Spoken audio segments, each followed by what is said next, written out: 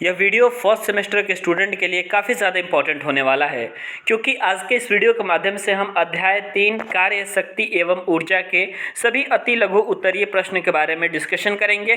किस तरीके से आपके प्रश्न पूछे जाते हैं कार्य शक्ति एवं ऊर्जा से। अगर इस वीडियो को आप कंप्लीट देख लेते हैं तो आपको बहुत ज़्यादा बेनिफिट होने वाला है, क्योंकि आप सभी स्टूडेंट्स को पता है कि एक एक नंबर के बहुत सारे प्रश्न जो है ये पॉलिटेक्निक सेमेस्टर परीक्षा में पूछे जाते हैं। तो चलिए दोस्तों स्टार्ट करते हैं अति लघु उत्तरीय प्रश्नों से। तो ये अति लघु उत्तरीय प्रश्न में सबसे पहला प्रश्न है आपका कि जब दो संपर्क तलों के बीच जो आपका घर्षण गुणांक होता है वह किन बातों पर निर्भर करता है। तो आपका आंसर हो जाएगा कि संपर्क तलों की प्रकृति पर और ताप की आर्द्रता पर, इन दो चीज़ों पर जो है ये आपका घर्षण गुणांक निर्भर करता है। उसके पश्चात अगला क्वेश्चन है कि पहाड़ी क्षेत्रों में बर्फ से ढके रास्तों पर रेत का छिड़काव किया जाता है, क्यों। रेत अगर हम दोस्तों छिड़क देंगे रास्ते पे तो एक्चुअली में उससे होगा क्या कि घर्षण बल को बढ़ जाएगा। ठीक है, घर्षण बल बढ़ाने के लिए ही आपका रेत का छिड़काव किया जाता है, और जब रेत का छिड़कते हैं तो उससे जो है टायर आपके नहीं फिसलते हैं। ठीक है, अगला क्वेश्चन है आपका सीमांत घर्षण के दो नियम लिखिए।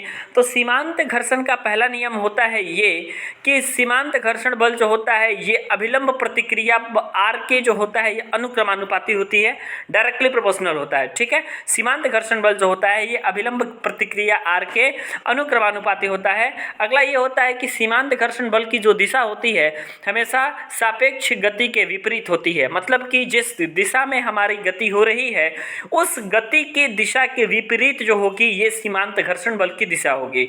और आपको पता भी है कि हमेशा घर्षण बल जो होता है गति करने वाले डायरेक्शन के अपोजिट डायरेक्शन में लगता है। ठीक है, अगला हम बात करते हैं क्वेश्चन नंबर 4 की। तो क्वेश्चन नंबर 4 में ये पूछा जा रहा है ऊर्जा किसे कहते हैं और इसके मात्रक को लिखिए।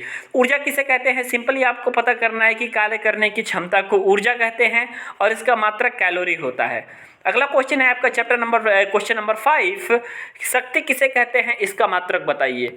तो एकांक समय में जो किया गया कार्य होता है वही इसका शक्ति होता है, और शक्ति का मात्रक जो होता है वाट होता है। बिल्कुल सिंपल एक एक नंबर का क्वेश्चन है, छोटे छोटे क्वेश्चन जो कि आपके पूछे जाते हैं।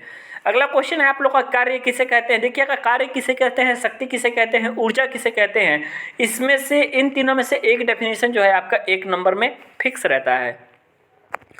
आगे बात करते हैं दोस्तों कार्य के बारे में। तो हमेशा कार्य को डिफाइन करते हुए हमेशा इसमें हम ये भी लिख देते हैं कि एक जूल में कितना अर्ग होता है। ठीक है, तो देखिए सबसे पहली बात हम कार्य को डिफाइन करते हैं कि किसी भी वस्तु द्वारा किया गया कार्य जो होता है उस वस्तु पर लगाए गए बल तथा बल की दिशा में विस्थापन का गुणनफल होता है। जैसे कि आप लोग का W बराबर FS cos थीटा होता है, आपने पढ़ा होगा, या FD cos थीटा। यदि डिस्प्लेसमेंट को आप D लिख रहे हैं तो FD cos थीटा, और डिस्प्लेसमेंट को S लिख रहे हैं तो FS cos थीटा। ये आपका फॉर्मूला होता है।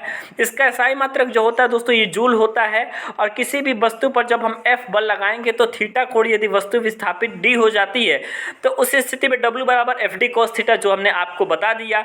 अब जो कार्य के शून्य होने की स्थिति होती है ये cos थीटा पर निर्भर करती है। तो वस्तु का विस्थापन यदि शून्य हो जाए तो आपका कार्य शून्य हो जाएगा, या फिर वस्तु पर लगाया गया यदि बल शून्य हो जाता है तो कार्य भी शून्य हो जाएगा।